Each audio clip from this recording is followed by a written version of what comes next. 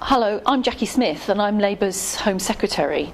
It's a real honour to have the job in a Labour government of protecting our communities and our borders and our people. I take it very seriously and it's really good to have the opportunity to answer your questions. Stephen Jelley and Robert Griffiths have asked me about immigration and what we can do to control it and whether or not there becomes a point where it's too great. I think that immigration has brought massive benefits to this country, both culturally and, as we were able to show just the other week, in terms of economic benefits as well. But it brings changes to communities which we need to be able to acknowledge and to measure. That's why we've set up the Migration Impact Forum, so we can look at the impact that immigration is having on our public services. And it's also why from next year, with the introduction of an Australian-style points-based system, we'll be able to make sure that the immigration system in this country works to welcome people who can benefit the UK. And we'll be asking the Migration Advisory Committee to look at the areas of the economy where we really need immigration, and we'll be making sure that we use the points-based system to ensure that people coming into this country can bring a benefit. Stephen Parry's asked me whether or not there's more that we can do to cut down on the paperwork that police officers have to do whilst carrying out their duties.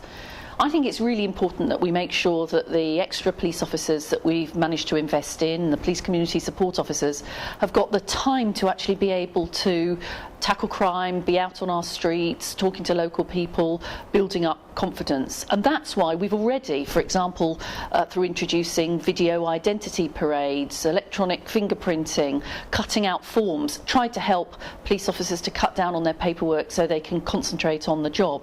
And it's why we've asked Sir Ronnie Flanagan, who's the Chief Inspector of Policing, to give us more recommendations for how we can cut bureaucracy for police officers, and why, for example, the Prime Minister announced just a month or so ago that we'll be investing £50 million to make sure that police officers across the country have got the sort of technology, perhaps handheld computers, to help them to cut out the paperwork and be able to focus on cutting down crime. Andrew's asked me what my view is on the installation of CCTV. I know from my own area that CCTV can often help to make communities feel safer. Police and those on the front line tell us that it can help to deter crime and to deter terrorism. So I think it's important that we make sure that those who are fighting crime and terrorism in our community have got the technology that they need to be able to do that.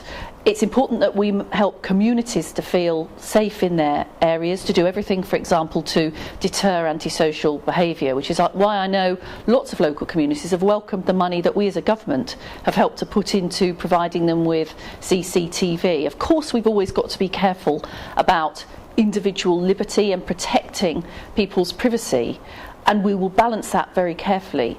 But I think the investment we've made in protecting the public and cutting antisocial behaviour and reassuring communities through CCTV is money that's well spent. Teller has asked me what contribution police community support officers can make to communities. Lots of people say to me that the important thing about our police and those helping us to cut crime is that they're visible, they're out and about on our streets, that you're able to talk to them.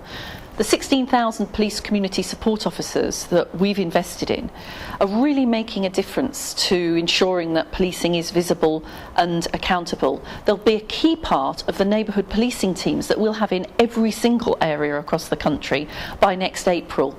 Police and police community support officers whose names you know, who you can talk to, who you see as you're taking your children to school, who you can help to feed in your concerns to, and who can help all of us feel safer on our streets. They're a really important contribution.